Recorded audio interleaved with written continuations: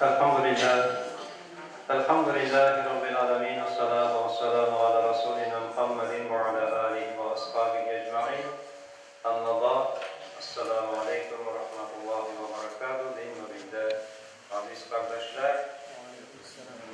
Elhamdülillah. Allah-u Teala'nın rahmeti bilen bizge Allah-u Teala yurtuna cihazına nasip etti. İnde Allah-u Teala şuşa cihazını hayırlıdan kılsaydı inşallah. Allah subhanahu teala hayırlı sözler işitirge, hayırlı sözler silerge nasip etseydi inşallah. İndi Ədəm balalarının bir orunda yığılıb Allah Teala'nın zikr etüləri bizim için fəriştələrinin dua qılığına səbəbdir inşallah. Mənə bizim qonağımız Mahmud Hazret geldi. Elhamdülillah. Allah Teala'nın rahmeti bilen indi inşallah anın kilgərindən faydalanıb qıvraq andan söylətirimiz. Euzubillahimineşşeytanirracim. Bismillahirrahmanirrahim. Elhamdülillahi Rabbil alemin. Ve salatu ve selamu ala Resulihil kerim ve ala alihi ve ashabihi ecma'in.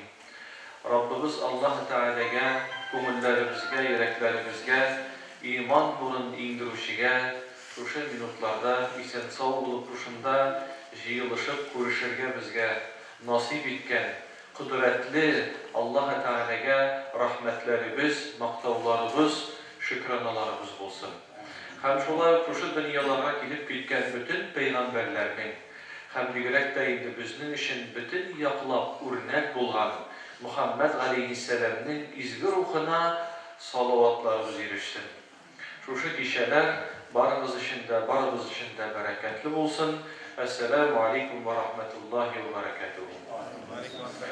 Allah'ın iksiz selamı, rahmeti, bereketi her iki dünyada her barşamızga nasip olsun. Allah Teala bizge şu dünyada birge kuruşurga nasip etken kibik ahiret dünyalarında da cennetlerde de Allah'ın rahmetinde de birge kuruşurga, birge dost, kardeş olurga nasip etsin inşallah.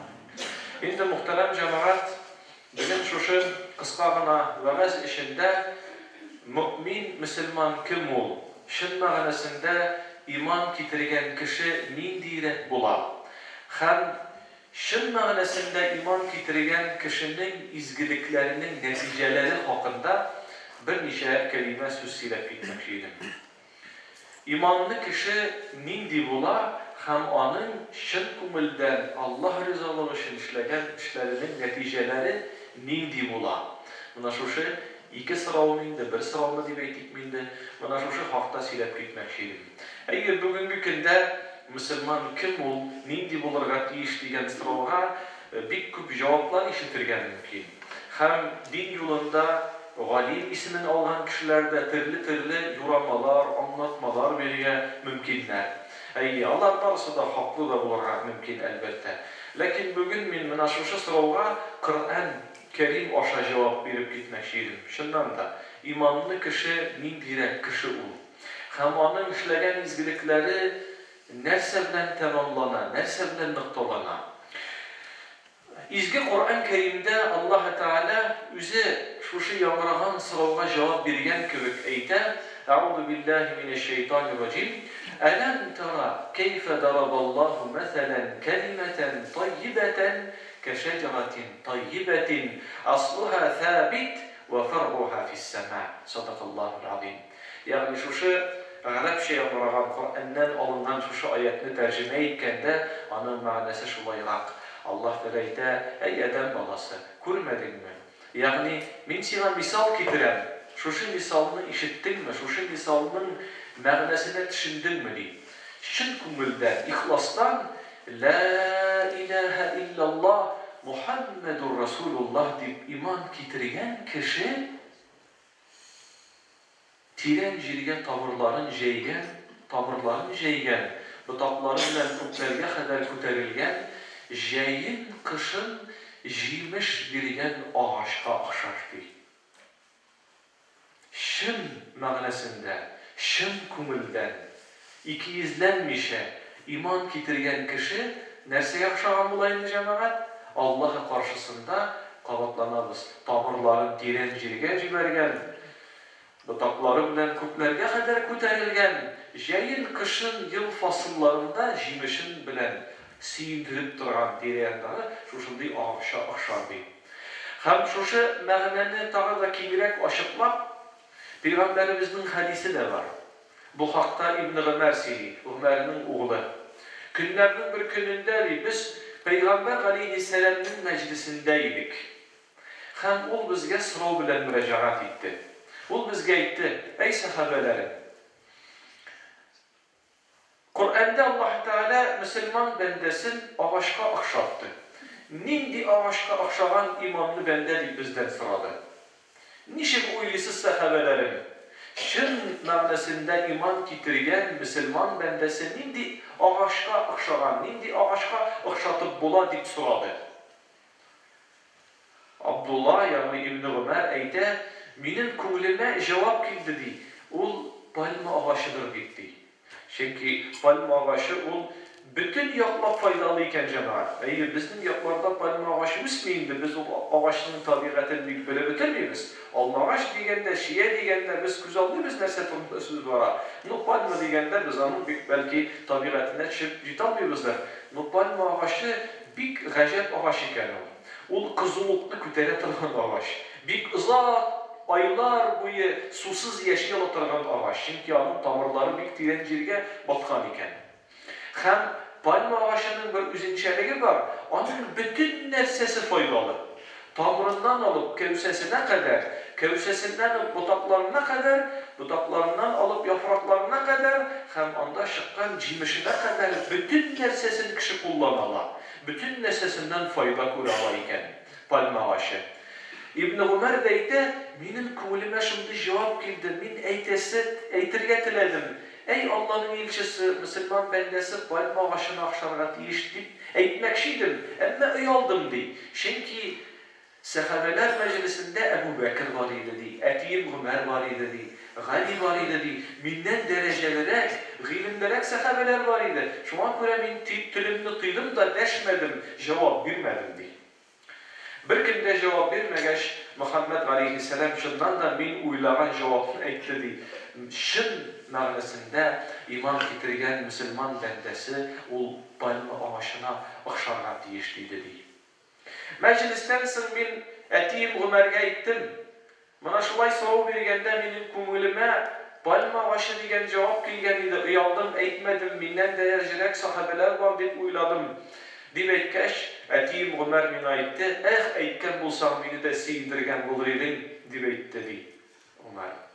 Yani mana şu Kur'an'da yazılgan ayet, hem hazırgina yamratıp ketilgen hadis bizge nerse turunda ayta, nindi cevap beriler bizge, demek qabaqlanamiz, bir neçe tapkır aytdım indi. Şın ma'nasında iman ketirgen bende, şundan da şu dünya bakşasında Allah'ın ko'rgan ağaçı bo'larga deyir. Bütün nersesi bilen faydalı. O'zi için, gayresi için, kurşileri için, dostları için, cemiyeti için, iyilik, izgilik itüşü bo'larga deyir. Galimler şu ayetinin, mana hazırgina yangragan ayetinin, İbrahim suresinde yazılgan ayetinin tefsirinde şunday sırav bererler. Jimiş degende, yani imanlı bende ağaç gibi güzel ağaç, onun jimişi nindi bulasın. Nindi jimişler birge tiyiş imanlı bende degen sırav koyalar hem cevabını bererler. Cevabın yangratır altından sizden de sorayım. Nişi boyluysuz? Şın ma'nasında iman getirgen kişi nindi jimişler beri alan. Allah'ın ko'rgan ağaçı olarak nindi jimişler beri alamiz biz bu dünyada. Qaysiniz aytalar? Bo'lak bunda var, bo'lak bilen. Tatlı jimiş. He? Tatlı. İşte? Tatlı jimiş. Tatlı jimiş degenler anlatır bu.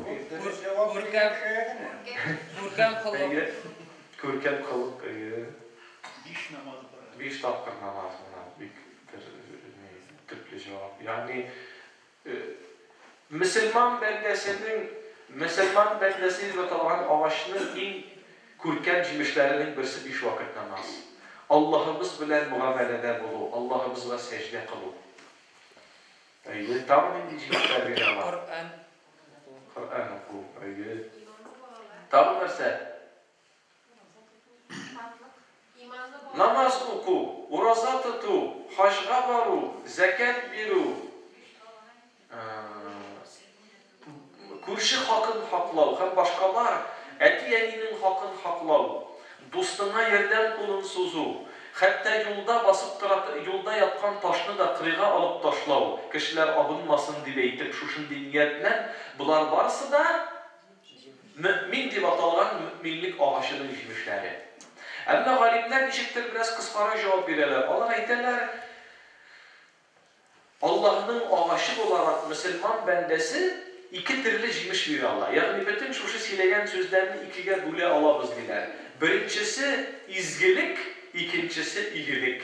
Изгелеккә керә намаз, ураза, хаҗ, Коръан уку, мәчеткә йөрү. Алар барысы да изгелеккә керә. Игелек дигән әйбер бар, бу кешеләрнең үз арасында бер-берләренә бер сүз белән әйткәндә сөенеш китерү. Сүз беләнме, йылмаю беләнме, кул беләнме, mal беләнме, хәйр дуа беләнме? Ягъни кыскача җавап биргәндә, кабатланып әйтәбез, димәк, Аллаһның күркәм агачы мөмин мөселман ике төрле җимеш бирергә тиеш. Берсе изгелек җимеше, аңлатмасын бирдек, икенчесе игелек җимеше. Икенче сорауга килеп җиттек җәмәгать. Кайсы бер кешеләр әйтергә мөмкин. Яһи хәзрәт, бик матур сүз булды, әле бу бик матур чагыштыру булды. Чыннан да Коръанның бөтен чагыштырулары матур. Рәсүлебез галейһиссәламның китергән бөтен мисаллары күңелләргә тетрәнү сала торган. Әйе. Хоп, мин әзер Аллаһның агачы булырга. Изгелек җимеше бирергә, игелек җимеше бирергә. Миңа аның өчен нәрсә буласың? Әдәм баласы шулай бит инде. Бер әйберне эшлим мин, карам, әмма аның нәтиҗәдә миңа нинди була? Капма каршылыгы нәрсә була? Кулыбызга урмат тапшыралар мәсәлән. Шәш диләр, шәш бакчамда. Без сорыйбыз, шәшүн шәштермен дә, но нинди җимеш буласың миңа аның бер файдасы тиямы дип сорау бирәбез. Шулаймы? Эшкә урнашканда да сорыйбыз, мин керәм, эшкә урнашам, но айның азагында зарплатасы нинди булыр икән дибез. Әдәм баласы эшләгән эшенең нәтиҗәсен күргәндә сөенә, шатлана һәм ул эшне эшләргә дәртләнә. Шулай булгач, без дә Аллаһның күркәм агачлары буларак, намазларыбызны башкару белән, игелек, изгелек эшләүебез белән нәтиҗәдә без нәрсәгә ирешәбез үзебез? Җәннәт. Аллаһ ризалыгына. Аллаһның ризалыгы, җәннәт тагын нәрсәләр бар. Аллаһның дидарына. Менә Коръан Кәрим баксак, Зәлзәлә сүрәсен күбегез яттан белә. Аллаһу Раббул Изза нәрсә дип әйтәләрдә? Аузу биллаһи минеш шәйтанир раҗим. Ва ман яъмал мithqala зарратин хайран яра. Әй бәндәм ди. Мин бераз аны үземчәрәк тәрҗемә итәм, аңлашылсын өчен.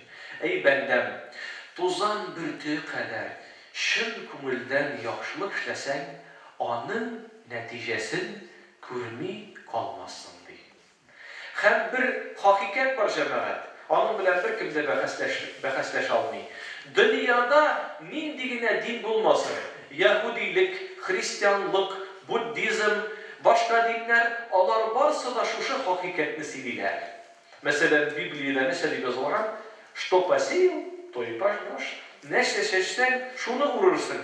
Менә бу хәзер генә аятта яңгыраган хакыйкатьне бөтен диннәр аңлата. Бөтен диннәр бу мәсьәләдә бердән бер сүздә. Әдәм баласының эшләгән яхшылыгы ахыргы чиктә кая китә? Үзенә кайта. Әгәр дә урман эчендә таулар арасында җүләр дип кычкырсак, нинди җавап ишетәбез әле? Матурым дигән җавап килмәячәк. Яратам сине дип кычкырсак, кабатлана үзебез дә шундый ук җавап ишетәчәкбез. Тузан бөрте кадәр шын күңелдән яхшылык эшләсәң, Anın siyinişli neticesini görmek olmazsın diye Rabbimiz Allah. Ol bir söz eyteyken sözünde tutar. Vədə biləyikən vədəsini tutar. Hem anın vədəsini tutuun, şu sözün hakikatini biz dünyada görəmemiz. Günlərin bir günündə Ebu Yusuf, kim o? Ebu Yusuf, Ebu Hanife'nin en yakın şagirdlerinden birisi. Ebu Hanife rahmetullahi aleyh şu dünyanı kaldırıp mengilikке köşkenden sonra onun birinci şagirdi olarak Ebu Hanife'nin bütün ilmin hazine olarak saklavışı olarak Ebu Yusuf kaldı. Hatta qaysı bir kitaplarda aytilar, Ebu Yusuf, Ebu Hanife'ye qaraganda da Ebu Hanife'nin mezhebin, onun hak yolun, onu kütübül idi o Resulümüzün yolu. Resulümüzün yolu Hanefilik güzlüğü aşağı çıkarıp en küp ol ilişkin kirtti. Hanefilik mezhebinin taralığına. Ebu Yusuf, ulu alimiydi. Günlerinin bir gününde Ebu Yusuf rahmetullahi aleyh ustazı Ebu Hanife'ye müracaat etti. Ey ustazım dedi. Sina bir sınav veresim kiler. Allah'ın rizalığı için cevap verelim dedi. Ma yurdi Rabbena ekteru mine'th-semarati s-salihat. Ey tale, şu dünyada Rabbimizni en küp riza etetirgan.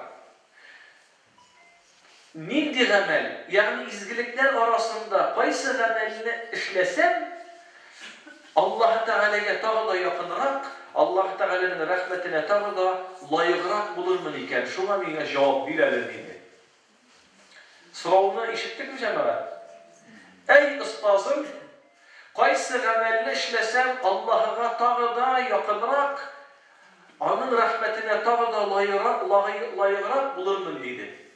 Namaz okuma, kübrek namaz okuyma, kübrek urazat etme, yıl sayın hacga barayma, Kur'an diyatlayma, 24 saat zikir etme, nerseni kübrek işleyim de Allah'a tağda yakınrak bulur için.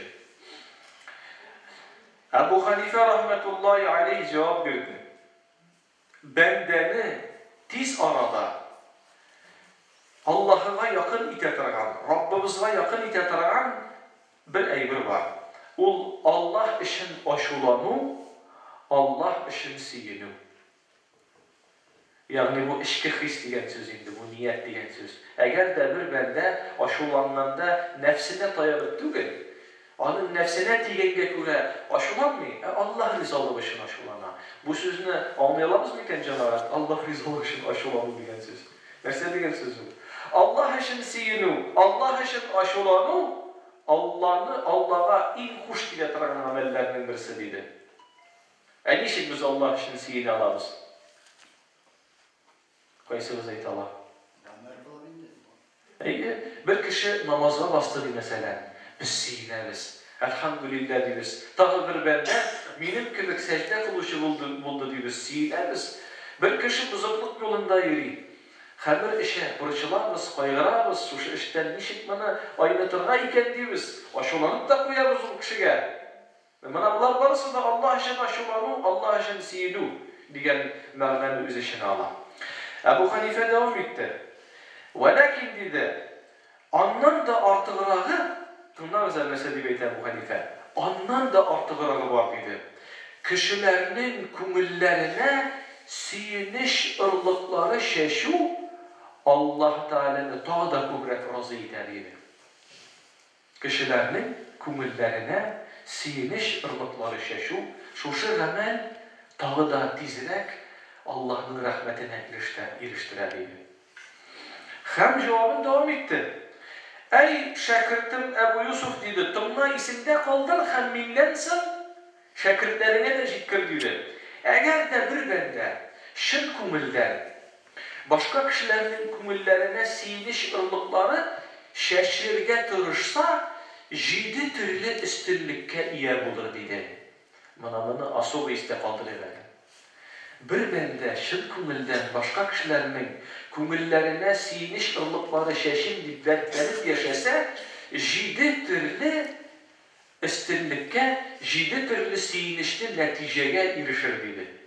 Şularının birisi, el-itminanul kalb, ул кешенең күңелендә даими тынычлык булыр диде. Беренче нәтиҗәсе. Ягъни әгәр дә бер кеше дәртләнеп Аллаһ ризалыгы өчен башка кешеләргә игелек итеп, аларның күңелләренә сөенеч ыргылыклары чәчеп яши икән, аның күңеле тынычлыкта булыр диде. Һәм ул кешеләрдән куркмас диде. Бу сүзнең мәгънәсен аңлыйбызмы? Әгәр дә без күршебезгә игелек итәбез икән, күршебез безгә яхшылык итмәсә дә начарлык итмәячәк дигән сүз. Достыбызга хәерле хезмәт күрсәтәбез икән, димәк, инде ул без аның тарафыннан без ниндидер бер яманлык көтмәячәкбез. Ягъни бер кеше чын күңелдән игелек ырлыклары чәчеп яши икән, аның иншалла дошманнары булмаячак дигән сүз. Аның күңеле тыныч булачак. Икенчесе, ярзукаллаху рухаху. Аллаһ Тәгалә аның шушы изгелеге өчен җанын тукландырачак ди. Ягъни күңелендә бер төрле рәхәтлек булачак. Беренче җимеше нәрсә булды? Курку булмаячак, тынычлык булачак. Икенче нигъмәте, икенче сөенеше. Ул нәрсә булды инде? Аның рухы шушы гамәле белән ризыкланачак. Өченчесе шукрун наси. Ул кешеләрдән рәхмәт сүзен ишетәчәк ди. Шын күңелдән яхшылык эшлибез икән, һич шиксез рәхмәт ишетәчәкбез. Динебез безне нәрсә дип өйрәтә? Пәйгамбер алейһиссәламның сүзе: "Мен лам яшкурин наса, лам яшкуруллаһ." Әгәр дә бер кешенең яхшылыгын күреп рәхмәт әйтә белмәсә, ул Аллаһка да рәхмәт әйтә белмәс ди. Әйе, яхшылык эшләгәндә без ниятебез безнең теге кешедән рәхмәт ишетү булырга тиеш түгел. Әмма ләкин безнең истебездә бурыч, берсе яхшылык эшләде икән, без аңа рәхмәт дип әйтергә тиешбез. Аллаһның рәхмәте булсын сиңа дип әйтергә тиешбез. Димәк, чын күңелдән эшләгән яхшылык кешегә нәрсә эшли? Рәхмәт ишеттерә. Менә бер авылда, бер мәҗлестә сөйләделәр, хәзрәт шушы сүзне әйттем дә. Бuna хәзрәт шундан да ди, бу бик дөрес сүз бит ди. Безнең менә авылда ди, бер чыкыр бар иде ди. Аннан машина да уза алмый иде, кеше дә йөри алмый иде, яз менә пешрак иде инде, баткак иде ди. Бер Фәрит исемле кеше күпер салды шунда ди. Үзе үлеп китте, инде 10 ел үтте. Бөтен авыл белән Фәритне истә тотабыз ди. Күпердән үткән сайын Аллаһның рәхмәтендә булсын иде ди. Рәхмәтебезне белгертәбез ди. Шын күңелдән эшләгән яхшылык рәхмәт ишеттерә. Үзе үлеп киткәннән соң да барыбер шын күңелдән булганда Аллаһ Тәгалә кешенең күңеленә, ул кешегә карата, игелек иткән кешегә карата рәхмәт хисен сала. Телисеңме, теләмисеңме, рәхмәтле буласың ул кешегә. Шуңа күрә Абу Ханифа әйтә, өченче бүләге, шын күңелдән эшләгән яхшылыкның бүләге, ул рәхмәт ишеттерү, рәхмәт ишетү. Мәсәлән, кеше мәчет салдыра. Мәчет салдыра. Пәйгамбәрбез нәрсә дип әйтәләрме? Садакату җария. Даими агып тора торган садака. Китап бастыра, китап укыйлар кешеләр. Китап дөньяда булган мизгелгә кадәр ул кешегә рәхмәт килеп тора. Мәчеткә кереп гыйбадәт кылган сайын, һәрбер сәҗдә сайын мәчет салып, инде әллә кайчан бәлки үлгән кешегә рәхмәт килеп тора. Аллаһның рәхмәте, кешеләрнең рәхмәте килеп тора. Бер кешене намазга бастырдың, остаз булдың бер кешегә. Ул кеше үлеп киткәнчегә кадәр намазын укый икән, һәр көнне һәрбер намазыннан намаз укырга өйрәткән кешенең гамәл дәфтәренә Аллаһның рәхмәте ирешә. Ул кешедән рәхмәт ирешә. Менә мин үзем инде хәзер Аллаһның рәхмәте 30-40 елдан бирле, 13 яшьтән бирле намазда үземне сәҗдә кылырга өйрәткән остазыма көндә дуа кылам. Көндә дуа кылам, мин аны намаз укыган сайын мин аңа рәхмәт әйтәм күңелем белән. Ул бәлки ишетмидер, әмма мин рәхмәтемне белгертәм аңа. Шын күңелдән эшләнгән яхшылык рәхмәт ишеттерә, диде Абу Ханифа рахмәтуллаһи алейһи. Дүртенчесенә килгәндә, ас-салихату ямхул хати'a. Моны бусы да бик әһәмиятле бер әйбер.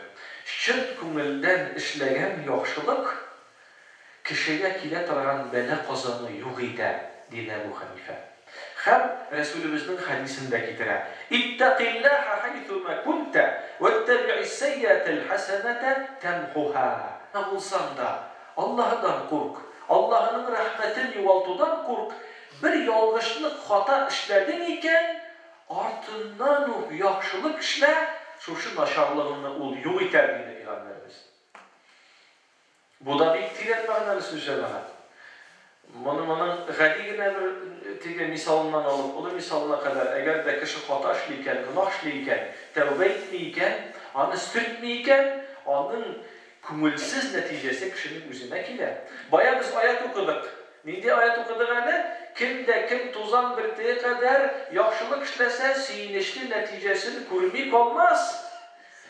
Bu ayet bilen yine şiklenmiyor biter, o ayet devam eder.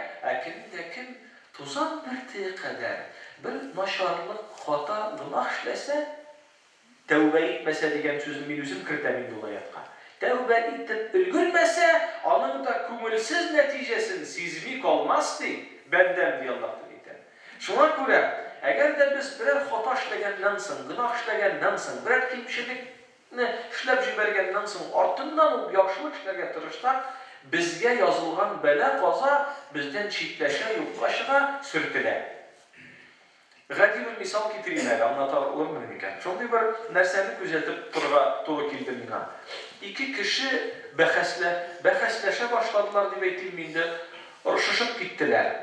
Kızıp gidip birisi bir söz etti ikinci kişiye. Kimden ikine ehemmiyetli değil. İkinci kişisi batırarak, tozarak, aşıvandırgan kişi zayıfırak, kişisizdirek. Hazır izem seni, dübbeslim seni deyip bunun muynuna yapışkanda teki kişkilerine kurup kilgine kişi videomu anlap aldı. Ben koydan güzeldi oturdum. Seni de beni gafu etti, ben kızıp gittim, yalgış işledim, tiyişsiz söz ettim, yüreğine tiydim, gafu et, ben gayipli. Ütersen de beni razı edildi, gafu et beni. Teginin yıldırıkları boşalı da gitti.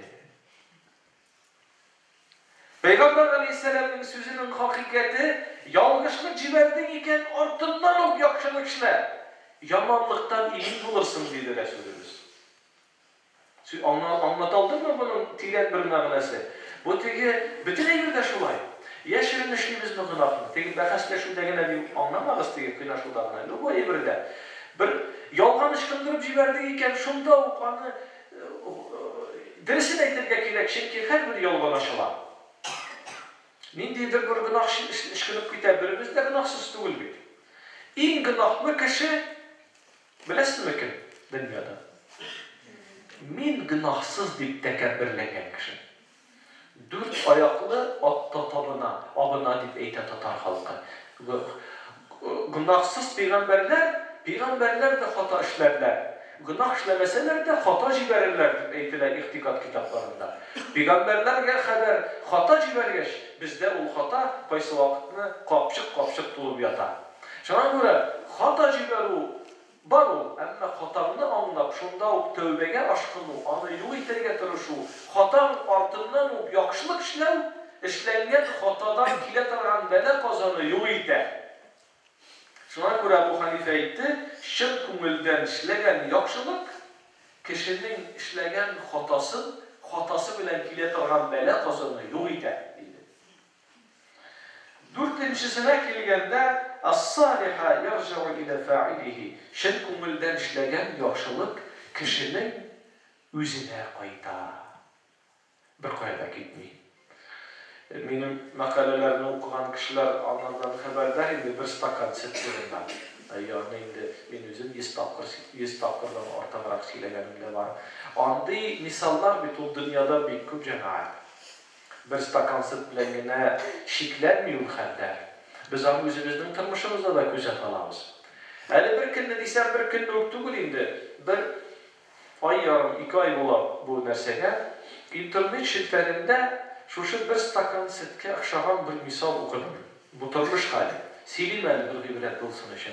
Üzüm bir tesirlendim. Bu şın tanesinde bulan hali. 19. asırının azağında 20. asırının başında Şotlandiyada bulan hal. Fermer Эшеннән ине урманнан сазлыклы болоталы бер җирдән кайтканда бала тавышы ишетеп ала. Ярдәмгә чакыра торган, сыкранып йөрий торган бала тавышы була бу. Бу фермер тукта бу балага ярдәм кирәктер дигән булып, шушы бала тавышын тыңлый бара торгач, бу баланы табып ала. Бу бала шуннан да 6-7 яшьлек бала була инде ул. Сазлык эшенә, болот эшенә кергән була күкрәктән. Тартыла, куллары кана беткән була. Моны әкрен генә сазлык үзенә шулай сурып, теге үзенә батыра торган була инде. Бер ботагала шул ботакны ыргыта, бу сабыйга әйтә, тутын ботакның ишына дип, мин сине чыгарам дип, моны сүри торгач чыгара бу баткактан, бу сазлыктан. Бу бала бик куркып калган була, төтөрәнеп юлый торган була, кычаклап ала бу фермерны. Тынычлан дисәң, сау үлмәдең, кытылдың, кыткардың бит инде ди. Тынычлан, әйдә мин өемә кайт, юынырсың, чистарынырсың, киемнәреңне паклагач, соңыннан өеңә кайтырсың дип әйтеп карый. Теге бала әйтә, юк, мин кайтам, мине әтием көтә, әтием бер чыга дип, шулай юш хәлдә бер тирән иттереп фермерның күзенә карап куя да чабып китә. Икенче көнгә иртә белән бу фермерның ие янына bir kareta kelib to'xtaydi. O zamanlarda Şotlandiyada hozirda qaysi bir yerlarda karetada yuru var әле ул. Ул 19-asırda гадәти хәл булган. Бай гына пөхтә генә bir kareta килеп туктый. Эшеннән дә пөхтә генә шулай бай киемнәргә киенгән bir кеше килеп чыга. Һәм бу фермерга мөрәҗәгать итә. Әфәнде ди. Кичә сез минем бердән-бер йөрәгемнең җимешен улымны коткардыгыз сезме ди. Фермер әйтә, сезнең балагызмы кемне уйнансын белмим. Ләкин чыннан да кичә бер баланы сазлыктан чыгардым ди. Әйе, мин ул. Бу бит минем улым иде ди. Бердән-бер йөрәгемнең җимеше. Сез аны коткардыгыз. Минем өчен аңлатып бирми торган бер игелек иттегез. Мин сезнең каршыгызда бурычлы ди. Теге фермер әйтә, юкны сөйләп торма ди. Мин синең каршыңда бурычлы түгел. Бу эшне һәрбер вижданлы кеше эшләгән булыр дип уйлыйм ди. Бу баланы коткарган вакытта атасыннан, анасыннан миңа берәр төрле ярдәм булыр дип ниятем дә юк иде ди. Сез минем каршыда бурычлы түгел. Юк, алай булмый ди теге әйтә. Мин шундый кеше ди. Миңа яхшылык эшләсәләр, мин җавапсыз калдыра алмыйм ди бу хәлне ди. Әйтегез, акча биримме, мал биримме, байлык биримме, ат биримме, сыерлар биримме, минем бөтен мөмкинчелегем бар. Миңа авыр түгел. Әйтегез. Теге фермер әйтә, сез булай иттереп сөйләшеп торсагыз, мин сезнең белән сөйләшергә дә теләмим ди.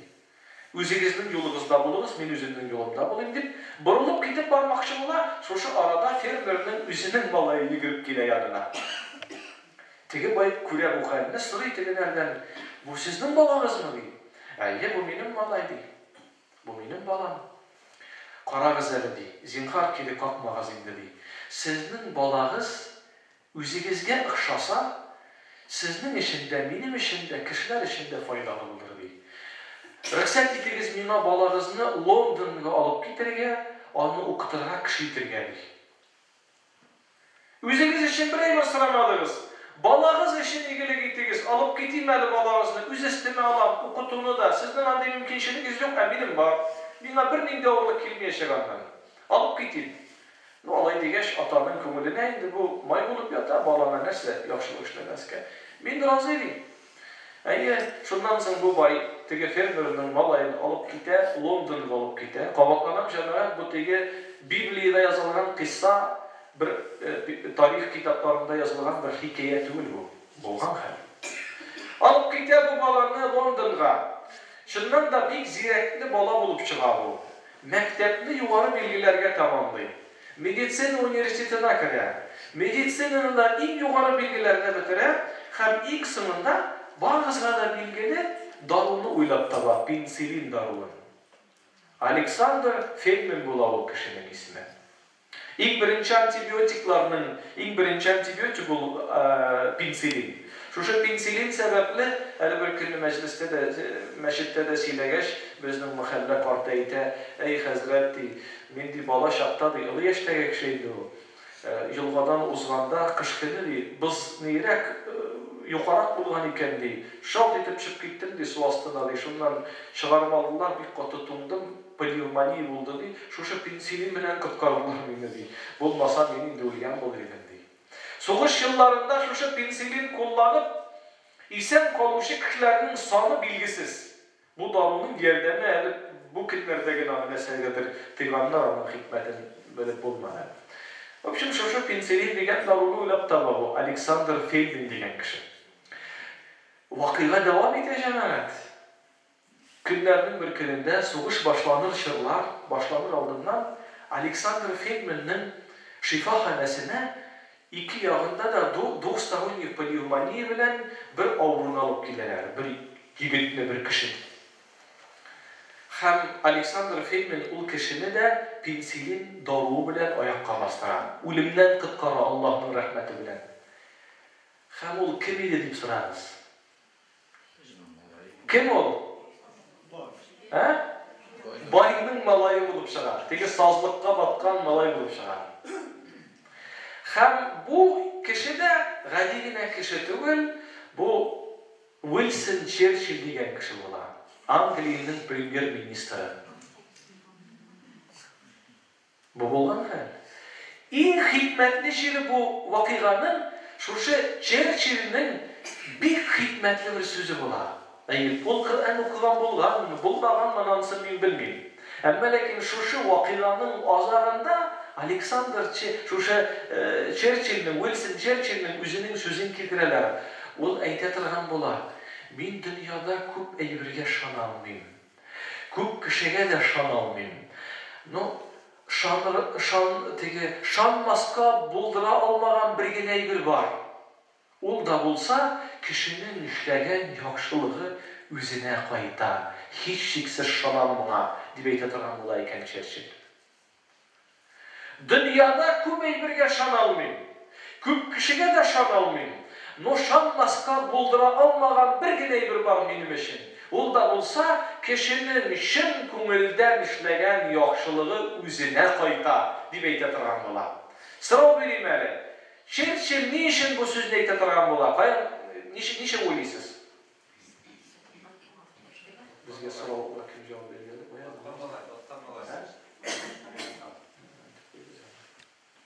Ни өчен әйдә бераз мине зиһенне эшләттерегез әле. Черчилль ни өчен бу нәтиҗәгә килгән була? Кайда алган була ул дәлилен? Әтисеннәндер. Үзенең тормышыннан. Аны коткардылар. Коткаручы кеше дә рәхмәт ишетте әтисеннән. Әтисе укытты бу баланы. Иң соңында укытып, малын сарыф иткән кешегә үзенең малайы кирдән ярдәм күрде. Моны шулай итеп әйләнә изгелек. Моны шулай итеп бер кайда чыгып, бер кайда югалмый ул. Кешенең үзенә кайта. Һәм мондый мисаллар бихисап җәмәгать. Без аны үзебездә сыный алабыз. Калдырыйк әле Александрны, калдырыйк әле Черчилльне. Без аны үзебездә сыный алабыз. Чын күңелдән дөрес иттереп, шәшелгән ырлык тулы булса, җимеш бирмичә калмый беркайчанда. Сугыш елларында тагы бер мисал сөйлим әле. Бу кеше дә бездә була, Афганистан якларында. Рәсәйдән бер Александр исемле егетне хезмәткә алалар. Бу ни белән Афганистан белән сугышлар була бит әле Рәсәйнең. Шушы вакытта Рәсәй тарафыннан бер урыс егете китә Афганистанга служить итәргә. Шушында бик шундый четерекле җирдә була инде, ул военный җирдә була. Үзе бик йомшак күңелле бер егет була инде ул. Ул әйтә: "Мин ди чыгып кешеләр атып йөри алмыйм ди, сугышып йөри алмыйм ди, мин ди чибен дә үтерә алмыйм ди. Калдырыгыз әле мине казармада, ашханәдә, мин ди аш пешерермен, ризык әзерләрмен, ашханәне чистартырмын, зинһар мине сугышып йөрергә генә чыгармагыз ди. Мин атышып йөрергә теләмим ди." Шулай дип бик сорагач моны калдыралар кухняда. Бу теге ниләргә, военныйларга, солдатларга ризык әзерләп торган була. Һәм кичке вакытта калган ризыкларны хайваннарга чыгарып торган була. Калган ипи кисәкләрен, ризыкларны казармадан ашханәдән бер 600 метр ераклыкта хайваннарга, кыргый хайваннарга чыгарып, исраф булмасын дип, шулай бер тарантас белән тиеп алып чыга торган була. Көннәрнең бер көнендә шулай bir yılan ıyasını taba bu. Şularga rizq taşı başlayır. Dostlar aytələr, yerimədilər, sen nərsə indi, yılanlar çağır üzerine, anası gelir, atası gelir dilər. Yox indi dilər, ama yılan balaları şu kadar alanı jəllin, bir rizq yok iltemalara. Şulay ettirip günlər yerlik, şu yılan balalarına rizq taşıytırgan bula. Günlərin bir günündə, şulay kişki vakit, indi aşxanada qalğan rizqlarını jiya da bu, tarantas bilen türtüp alıp gider. Kıyaş batargan vakit bular. Barıp jide bu rizqni avdarağına bu ışırakta yılanın anası şuşa diyle. Bunun yanına kobra bulayım bu. Tatarşasını işip buladı benim kobranın. Şulay ettirip göterilip basa da pışıldı başlayı. Bu yigit hazırda işe olup gitsem diyor, meni işe başaktı. Kayadır okugan bulayım de hareket etmezke kere, hareket etmesen biraz. Şuşa bir iş aldım şulay ettirip artka tırma şiirler başlıyor bu yigit. Eşadım şiirle yılan benim artından. Eşadım şiirle yılan benim artından. Şulay ettirip bir minge yakın metrine yorumunu şuuştura tündiyte hazır kıyaş batanında bir kızak bunu tege kuğup bargan gibi kuğup barayındı bu yılan. Şundan sonra bir arada şuuşada kitip bara bu kayta kazanmağa anı gazetlarga bütün jirge yazganlar edi bu haberini. Belki siz de yapalım bana. Kayta kazanmağa bütünüsün suyu bitirip çıkkanlar. Birden bir saldat kalaysan Alexander isimli şu şeyi gitti. Bu işin mağarasında olan.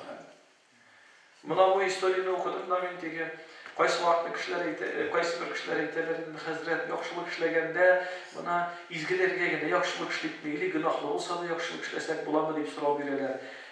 Kişi muhtaç iken, yerdemit alamaz iken, yılan gibi bulsa da yerdemit. Kişi eşinde yılan gibi bulsa da, bu bende yılanga yerdemitti. İmazapta Allah'ın rahmeti bilen, Allah Teala bil Kur'an-ı Kerim'de, biz hayvanlarının baş işlerinden tutturabız, bizim emrimiz bilen yeriler alar değil. Yılan tarafından kibik bulduğu yerden, o Allah'ın yerdemiydi. Yılanla işlegen yakşılıkları yılan arkalı iyilik bulup kayıttı, isemsal bulup kaldı o. Ölümden kutuldu Allah rahmeti bilen. Şu an buraya yılan kibik bulsa da yerdemiydi. Koramanın kimdi gene. Şın kumilden işlegen yakşılık yuvalmay. Kişinin üzerine kayta, Ebu Hanife'den. Hem bu tırmış örneklerinden rastlanan.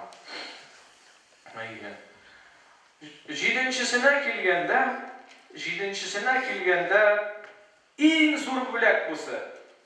Ну давай догадайтесь, вы şeyketden. İşittik şın kumilden işlegen yakşılıklar işlesek, kumilimiz tınış bulur. Korkudan emin buluruz, kişilerden rahmet işitirmiz. Buna qaysı bir hatalarımız yokka шығып, bela kazalar bizden yaraklaşır. İşlegen yakşılığımız üzümüzge qaytır. Dağın nerse? En zor bölegi. En zor böleklerinin birisi, Ebu Hanife etti, altıncısı, bu ahirette. Cenneti bilen Allah Teala bölekli bendeni, işlegen yakşılıklar için. Bir küp şunda işraklar var cemaat. Kişiler yakşılık işlegende ölüp giteler, rahmet de işitmiler, üst kulakları bilen. Yakşılıkları üzerine siyiniş bulup da koyutmayın. Yakşılık işlegende öleler. Alarga nersesin degende, dinimiz İslam nesebi beyten, o kişiler de boş kalmayın.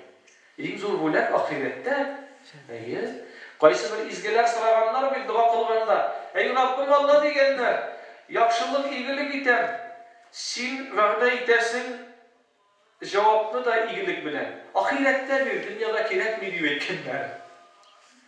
Dünyada da kaytana yakşılığımız yakşılık. O dünyada ümit etmeyeyim, ahirette kaytsın degenler izgeler. Ahiret, dünyada kaytana o, aşısında bitiresin degen gibi. Ahirette bir rizq mengi. Şuna göre, 6. nimet bu cennette, dedi Ebu Hanife, rahmetullahi aleyh. 7.sine kilgende, bu Allah'ın mengilik rizalığına erişu, dedi Ebu Hanife, rahmetullahi aleyh. Namaz vakti ciddi. Buna cemaat, demek, mümin kim ol? Hemşin müminin diye olarak deyiş, diyen So'rovga javob eshitdik. Ham shin mu'min bo'lib yashaganda, shin ko'ngildan izgilik, ham yurakda igilik etganda natijasiz da qolmaydi. Bizning ishlagan ishlarimiz o'zimizga igilik bo'lib qaytadigan javobni da eshitdik. Taq bir so'rov berganda, u so'rovga javob berdik. Nindi qurollarga tayanib yaxshilik ishlar bo'lar. Qabatlanan, mu'min kim ol? Nindi bo'larga teyish, nindi misaldan bo'larga teyish javobni eshitdik. Yaxshiliklarimiz natijasida 7 turli ne'mat bilan bo'laklanamiz. Ansını da eshitdik. Allah Teala bu Hanife'den razı olsun. Şunday to'la ittirib, motor ittirib Abu Yusufga javob bergan bo'lgan. 5-chi so'rovga kelib jetdik. Ammo yaxshilik ishlaganda narsa bilan ishlab bo'ladi. Qodoq qoqqanda narsa qo'llanamiz? Shukish qo'llanamiz. Yaxshilik ishlaganda narsa qo'llanib yaxshilik ishlay olamiz. Nindi yaxshiliklar deb aytmayman, Nasrovga ixtibor etimiz hali. Nindi yaxshiliklarni bormizda bile. Narsaga tayanib, ko'ngil quroli. Buna bir javob. G'olimlar aytadilar, bid-duo. Birinchi yaxshilik kishi mana, masalan, bir shunday g'aliy misol keltirganda, paralizovanный kishilar astugul hozirga shirda. Alloh saqlasin. O'zimizning uramlarimizda da, shaharlarimizda da boradilar. Paralizovanныйlar. Bir narsa ishlay olmaylar. Qaysi birlari qoshiqda tuta olmaylar. Hazratda bular nechib yaxshilik ishlay olsinsin degan so'rov bo'lishi mumkin. Bular da yaxshilik ishlay oladi. Ularda eng zo'r bir qurol bor. U qalb quroli. Ko'ngling bilan, yuraging bilan duo qil. Bizning buoda, o'zim betimda bu oyog'ini Rahima Abustay degan bir Abustayimiz bor edi, 95 yoshlik. O bir so'nggi 30-40 yillab onun oyoqlari yirilmadi. Idan chiqa olmadi u. Men qaytgan vaqtda onun yanına boraydim endi. Shunday nurli yuzli, ko'rkam tegi. Onun yanına borib o'tirib turug'ina da mendidir bir ruhiy yillik beraydi. Bormi shunday kishilar tegi. Va'zini silamasa-da, u kishi bilan o'tirib turganda da ruhlanasan, jonlanasan, iymonlar quvvatlanadi deb aytsan dars bo'lur ekan endi. Shunday nurli kishilar bor, shunday bir nurli kishi edi. Kishilar og'laydi bu Abustay yanına duo qildirgan. Hem bir-iki misalına tugul, kelib duo qildiralar da edi. Onun duosi bilan imtihonlarni yaxshi berarlar edi studentlar. Ish boshlaydilar edi onun duosi bilan. Ishlari o'ngishli kelib chiqaydi. Mana shunday duosi bilan yordam eta olgan kishilar bor. Agarda biz tege duoga deb kimsitirga teyish tugul biz, duo eng zo'r qurollardan birisi. Molim bilan yordam eta olmaysan, qo'lim bilan yordam eta olmaysan. Duam bilan yordam etdi shariat deymiz bizga aytdi. Undan ushdi.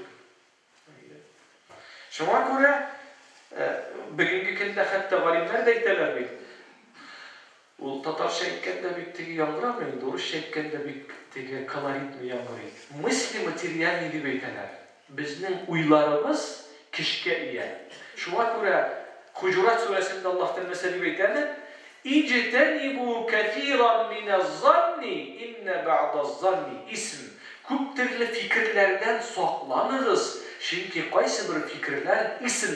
Ism degan so'zni agarda arabchadan tatarchaga tarjima etsak, ziyon keltiruvchi.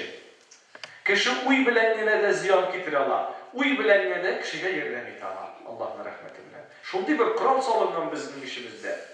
Uy turmushga oshadi. O'ng'ay uylarda Şuna ko'ra aytadilar, uyingni saqla deganlar iliklar, hikmat egalari. Yaxshi do'stlar tilaysankan uyingni saqla, yaxshi do'stlar to'g'rida o'yla. Motor jayini tetasankan, motor jayini suratla o'z qarshingda. Narsa suratlaysan, narsa tilaysan, narsa xiyollanasan, eng azotda u xiyol turmushga oshadi. Bir 70 yil ilik mana bu madrasada o'qiganda misol keltirayman. Uyning kishini sizga jetkirmoqchi bo'lam. Uyning xiyolining o'zining bir kishi bor. Mana bizning qo'limizning kishi bor endi. Suv olamiz. Shu kishi tutamiz, qodoqni suvga kiritamiz. Qo'lning o'zining kishi bor. Uyning da o'zining qo'ldan da quvvatliroq kishi bor. Madrasada o'qiganda, Muhammadiy madrasasida o'qiganda sotuvchi telefon degan Eronda yo'q edi. O zamonlarda men aytmayman 70-80 yillik deb вообще aytmayman. Hali 30-40 yilda da bunday telefonlar yo'q edi. Bular o zamana olib kelib ko'rsatsang, shunday zamona bo'lsam bizda yakiyat telefon deb aytgan bo'lardik. Peygamber Aleyhisselam aytdı, kıyamet gününün galametlerinin birisi Adem babaları ayak kiyimlerini çıkarırlar, kulaklarına koyurlar, her birisi bilen sileşirler diye. Peygamber Aleyhisselam'ın hadisindekiyle bu. Yani kaçanlığına filmlerde sensorlu telefonlar turunda fantastikiydi. Samolyotlar fantastikiydi. Liftlar fantastikiydi. Allah kişi hıyallana, dertlene, hem şunu en sonunda Allah'ın kudreti bilen var idi. Men ne etmekçi bolam? Hıyal ayrı bir kişiye. Şuna göre benim kişim yok. Men bir narsa eşliy almayım, debeytirge yaramay. Kiş Allah Teala'ga müracaat etip duamız bilen biz yerden italabız birbirimizge. Ol yerdenni de kimse tirikli yaramay.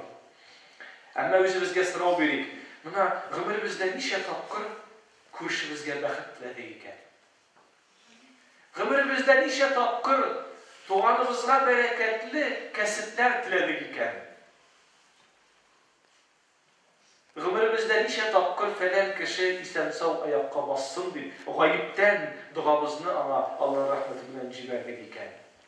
Ne için bu işni işlemedik? Qaysi vaqtda kimsetdik? Çünkü bugün yerden bulmayıp indi degan köpek indi. Bu ne yerden indi o? Yok, bir kişilik yerden bulacağım. Bir zor yerden bul.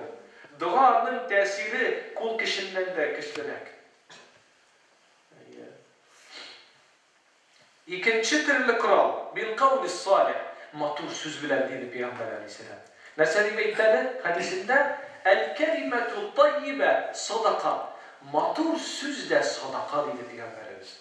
Köngülsüzlerini, barışını, hasretlerini oturgan kişini kuşaklamasan da gelip, ey dostum, nerse buldu, ne hal senin diye etsen de kişi canlanıp, türelip, ruhlanıp gider. Tüm pışak kümük diye eytemindim inbigir.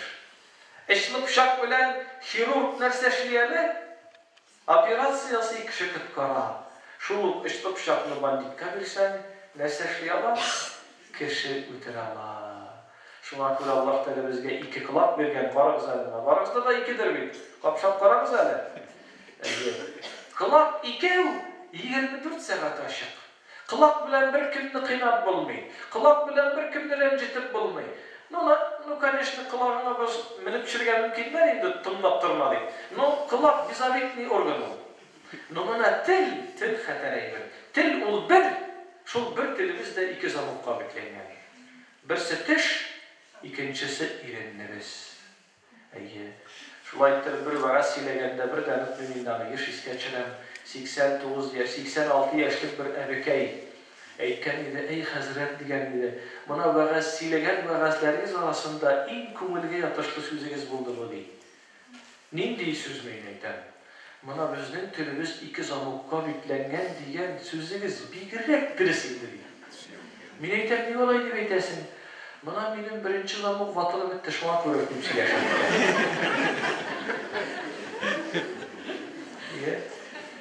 Allah Teala bizge tabi bir kural bergen, iyilik kuralı, til.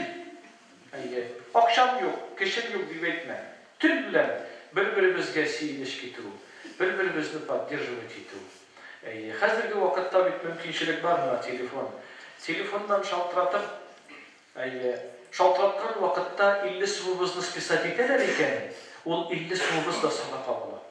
Bir kişinin Allah rizalığı için bir kişinin halini bilişemiz iken telefondan şaltratıp, 50 suvumuzni minuslular iken ol sadaka ola. Allah'a bizni yakın eteşek olan elimiz. Tağın nerse? Bittedrisi vel ilm. İşincisi kişiye ilim verir. Şuna göre hikmetiyeler eytemik. Bir kişiye balık verir urnuna balık tuturga ilettiler. Balık birdin, aşadı da ikinci kinge aş ol. Ama balık tuturga iletsen, ol üzü de açlıktan kıtılar hem başkalarına da yardım etetirgan bola. Şuna göre kişilerge ilim verir, dini ilim bulsun, dünyavi ilim bulsun, halal kesip ilimi bulsun, Allah varsa da bik zor hayır, bik zor yerden, bik zor iyilik. İlim bilu. Dörtüncüsüne kelgende kul bilen diler valizler. Yani kulun bilen birer kişiye yerden etti. Bunu anlatası yok. Hem indi beşinçisi bilmeli, malın bilen, bulğan baylığın bilen kişilerge yerden bulsunsun. Buna Cenab-ı Allah Teala barımızga da şu dünyalarda izgilik itüşe, igilik itüşe Allah'ın kurken ağaçları kibik yaşarga nasip etsin inşallah. Azam. Allah'ın rahmetinden olup silegen sözler kumullerimizde kalsın. Allah Teala iyisi dileklerimizin kabul etsin. Ezgine sabır etti de Cenab-ı Hak vakit kut etti inşallah yani. Bir 15 minut olsa sabır etti. Bizim yestu sehrige kadar şuna kura. Ben görüşmüyoruz. Neydi belki sıralarınız olsa öğrenmez kişiden anlaşılmadan belki kumullerimizde olan sıralarınız olsa rahibi teyze.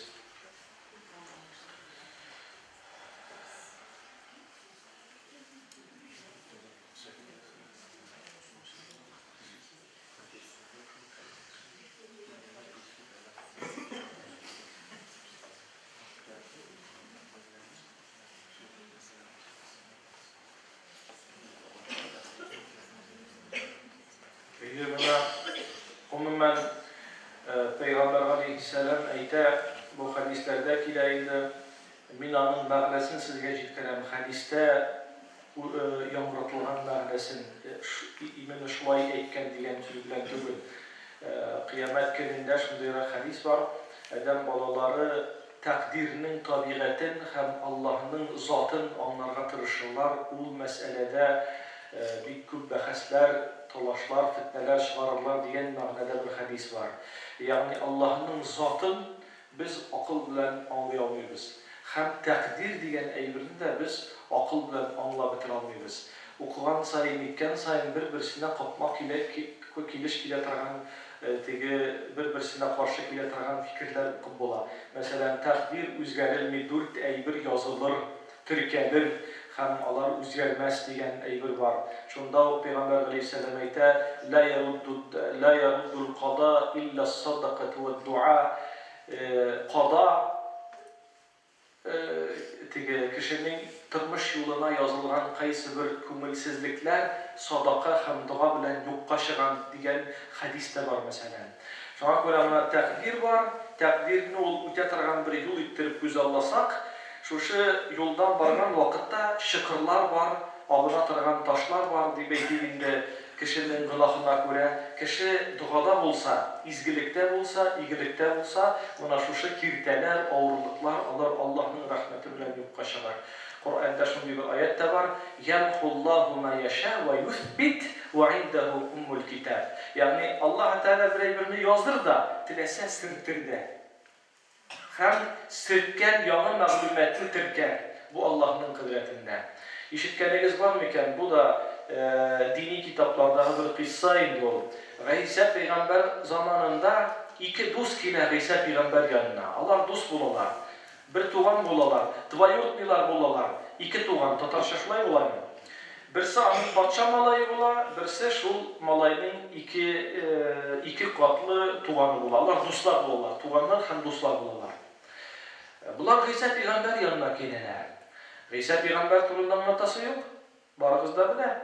Balşıktan kışlar yasak, onlarga ruh irip, onlarını şıratırgan, şokraklarının kulaklarını devalaytırgan, sokurlarının gözlerini aşatırgan, ölülerini tiriltetırgan, kişilerinin kumullerinde bulan fikirlerine kadar bile tırgan, şuşundu olup mucizalı bir peygamberiydi. Onun yanına gelirler. Şuşunda bir sıra bilen müracaat ederler. Ey İsa Peygamber, biz biliriz senin gani kişi tübül ikenliğini. Biz özümüzden kileşekimiz turunda bildirgetiririz. Eyteri bizge, neydi kileşek kiter bizim diler. İsa Peygamber eyte, birinizge bilu hayırlı, birinizge bilu hayırsız, tereseniz eytem değil. Eyt diler, eyt, hayırlı olsa da, hayırsız olsa da bildirgetiririz. Kileşekimiz ne? Patşa malayına qarıyla İsa Peygamber eyte, senin bir tuğan siz bişer ülkenli. Sin şularının fəlləmini. Ətiyin də bir qılı yaşda ikənli. Bu yıl içinde ətiyin patşalıqını senin istinə yükləyəşək, sen patşa bulaşaksın. Şunda isminiz kütəsinidir. İkincisine ite dostuna, iki tuğan dostuna. Seni ölüm kütədi. Senin ömrün bitti. Ecel yakın. Bu yıl içinde sen bu dünya bilen kuşlaşacaksın diye. Şundan sonra birisi şaplanıp, ikincisi hasretlenip, İsa Peygamber yanına gidip baralarlar. Patşa malayı indi üzün patşa ittirip, his itip tekebbürlene.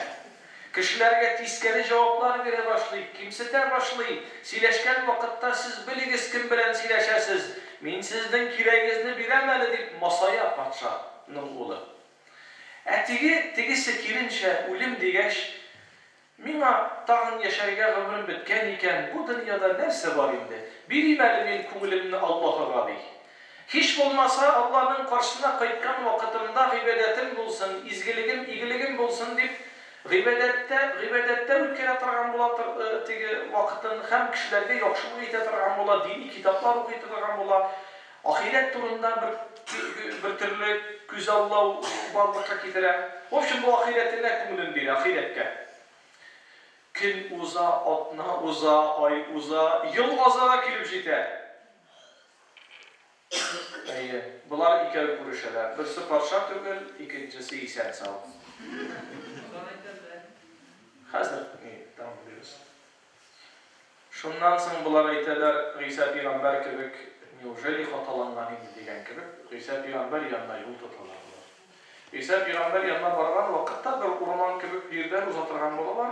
Patşa malayı bir jirde avına, butaklar, yapraklar koygan bolayın şulay ettirip, avına bir olsa karasa teginde bir savut altın kemişler.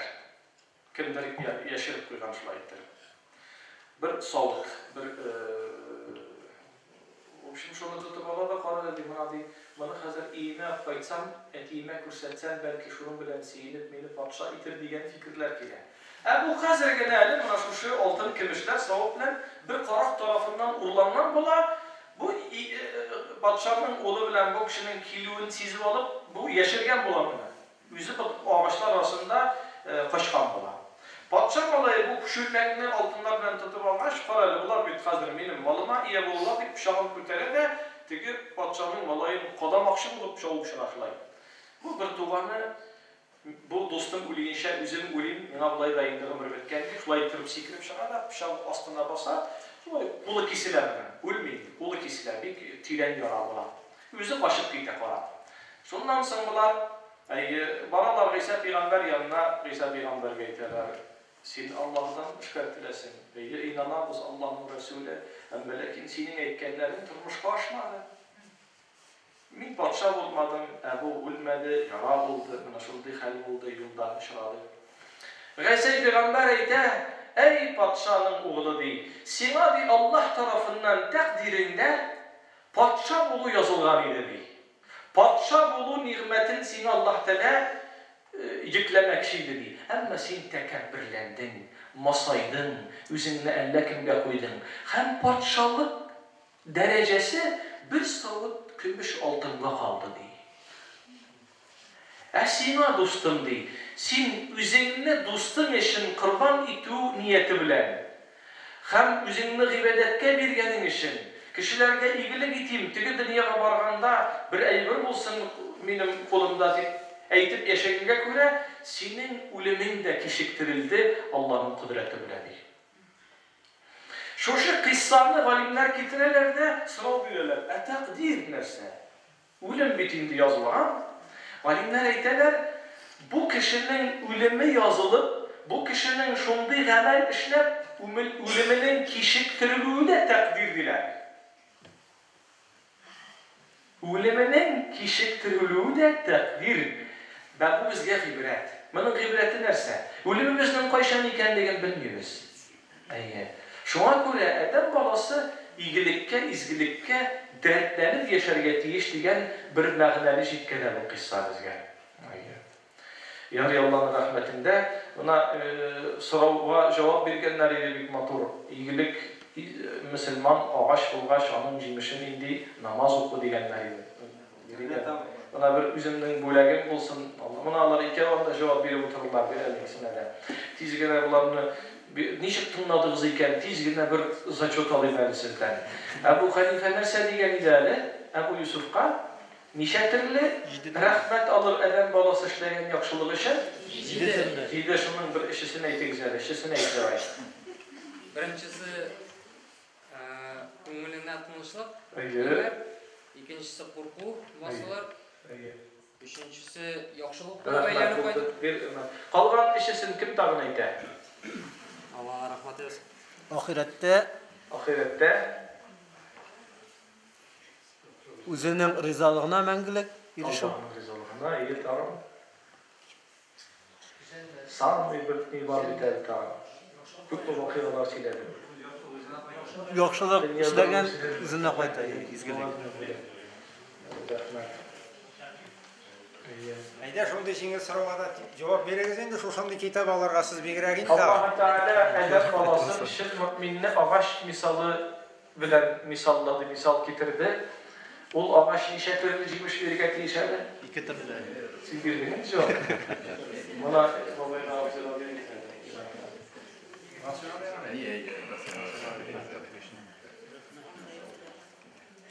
Şuşu 7 türlü nimet arasında birisi bir kadirlisi kaldı Ta'ala. Peygamber Aleyhisselam'ın hadisi bilen ana Ebu Hanife rastlagan idi. Yaxşılık işleyiz, çünkü o nesle işleyeler. Naşarlık mı?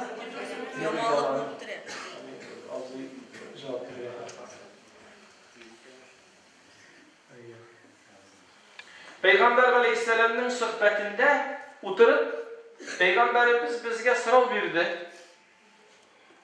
Nindi ağaçka akşagan mümin bende diye aytdı. Digen kişi kim idi? Ha?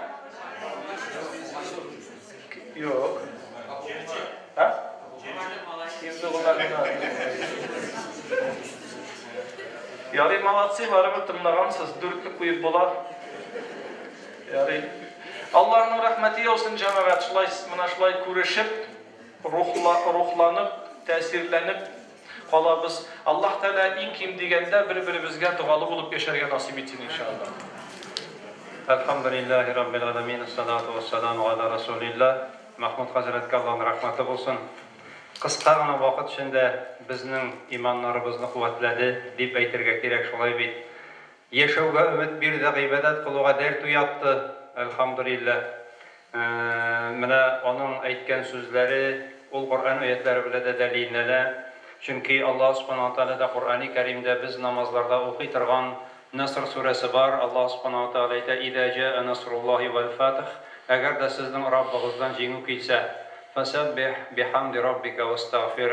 Fasabbih bihamdi. Allah Ta'alaga tasbih aytыңыз. Fasabbih bihamdi ham Allah Ta'alani maqtab aytыңыз. Robbika vastagfir hamdi Robbingizdan g'afur so'rag'iz. İnnehu kana tawwaba. Dürüstlükte Allah Teala tövbe kılışlarını yarata. Ey doğanlarım, köp ömür yaşadık, aşamadık mı haram, içmedik mi haram, kılmadık mı günahlar. Eğer de adam balası gündelik Allah Teala'dan hiç yoğunda 2 rekat namaz okup tövbe kılıp, şu günahları için tövbe edip Allah karşına kaçsa, Allah Teala ayta, min ol günah, kılımның günahlarını gafur etem. Eğer de biz şu tövbe etüşü bulmasak, doğanlarım bu günahlarımız bizge Gəli amel dəftərində üyülüb qaytaşaq bizdən bilə birgə. Mənə bunu unutmasqa kerak. Peyğəmbərimiz sallallahu aleyhi ve sellem aytadi, tövbə etüşü kişi günahsız kimi, günah qılmauşı kişi kibikdir deyib aytadi. Peyğəmbərimiz sallallahu aleyhi ve sellem. Şuna görə bizə tövbə etüşülərdən bularga nasib etsin, hər birimizə inşallah. Həm də təqdir məsələsində də Peyğəmbərimiz Muhammed sallallahu aleyhi ve sellem aytadi, kimdə kim yuqlarga yatqan vaqtda Ayetül Kürsini oqub yatsa, Allah Teala onu bütün bəla qazadan emin qılır. Əgər də ölüm təqdirlənən bolsa, ölümdən qaçıb qalanmazdı. Ölüm gene təqdirlənən bolsa ansı gelir, amma bütün qaza, bəla qazadan emin olur deyə aytadi. Kim bir tapqır Ayetül Kürsini oqub yatsa yetarlı. Qarağız, nindi zor ilm Peyğəmbərimiz sallallahu əleyhi və səlləmin ilmləri. Elhamdülillah. İndi Allah subhanahu wa ta'ala'nın rahmeti bile bizim ziyinimiz, yanadan da Müslümanlar ziyini dürtüsünde bulabit Allah Teala nasip etse, anda indi hacılar bile şıraşı bulacak Allah Teala nasip etse, kiligiz şıraşı kumullu bulur, indi haç təsiri bile təsirlenir oluruz Allah Teala nasip etse.